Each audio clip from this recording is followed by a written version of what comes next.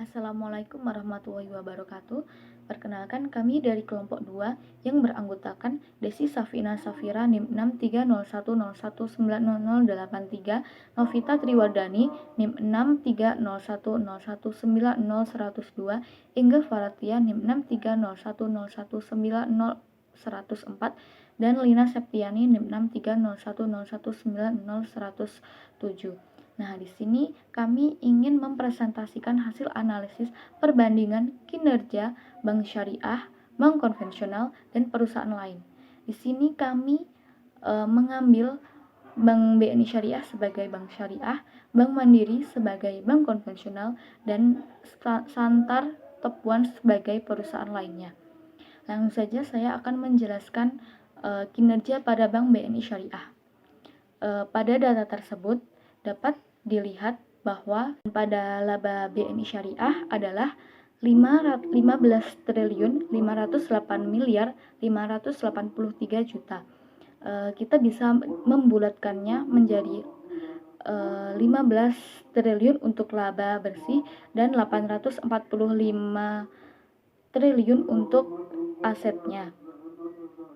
Selanjutnya, kita bisa membandingkan 15 triliun ini dengan aset yang sudah dikorbankan. Berapa uang yang dikeluarkan Bank BNI Syariah ini untuk bisa menghasilkan 15 triliun. Artinya, Bank BNI Syariah ini harus menyediakan 845 triliun untuk mendapatkan 15 triliun. Ini disebut juga dengan ROA atau Return on Asset. Selanjutnya, kita bisa melihat perhitungan tingkat profitabilitas, yaitu laba dibagi dengan aset. 15 triliun dibagi dengan 845 triliun. Hasilnya adalah 0,017. Ini nanti dipersenkan menjadi 1,7%. Nah, 1,7% ini adalah persentase dari laba BNI Syariah, tingkat efektivitas dari Bank BNI Syariah. Nah, jadi kesimpulannya adalah Bank BNI Syariah ini dituntut untuk mendapatkan tingkat Return on Asset atau ROA atau profitabilitas yang tinggi. Analisis profitabilitas. Tadi kan sudah dijelaskan bagaimana alurnya tentang bank syariah, yaitu kita pilih Bank BNI Syariah. Kemudian sekarang kita analisis pada bank konvensional, yaitu Bank Mandiri. Dalam PPT sudah tertera, yaitu laporan keuangan Bank Mandiri. Pada total aset itu menunjukkan 1.318 triliun 246.335. Kita bulatkan menjadi 1.318 triliun. Berarti Bank Mandiri itu telah mengeluarkan hartanya, mengorbankan hartanya sebesar 1.318 triliun. Sedangkan pada laporan laba rugi Bank Mandiri tahun 2019 itu menunjukkan labanya sebesar 28 triliun 455.529.000 rupiah. Kita bulatkan menjadi 28 triliun. Nah, pertanyaannya, berapakah tingkat profitabilitas pada Bank Mandiri? Lalu, apakah lebih menguntungkan jika dibandingkan dengan bank syariah seperti yang sudah dijelaskan pada slide sebelumnya, Bank BNI? Saya lanjutkan. Untuk mengetahui tingkat efektivitas pada Bank Mandiri, kita melakukan perhitungan, yaitu dengan cara laba dibagi dengan aset. Laba Bank Mandiri tadi kan sudah dibulatkan sebesar 28 triliun. Kemudian kita bagi dengan aset yang telah mereka korbankan sebesar 1.318 triliun. Berarti 28 triliun dibagi 1.318 triliun, ketemu hasilnya 0,021. kemudian dipersenkan menjadi 2,1%. Itu berarti Bank Mandiri lebih menguntungkan dibandingkan dengan Bank BNI Syariah. Di sini saya akan menjelaskan atau menganalisis dari PT Siantar.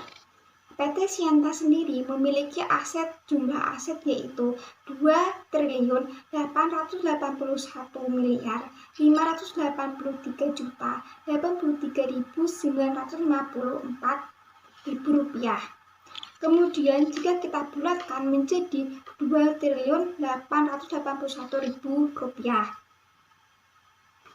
Sedangkan dalam laba bersih dari PT Siantar sendiri memiliki 482.590.522.480.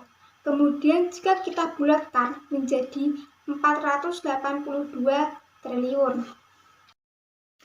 Kemudian tingkat profitabilitas laba dibagi aset sama dengan 482 triliun dibagi 2.881 triliun sama dengan 0,167 yang hasilnya 17%.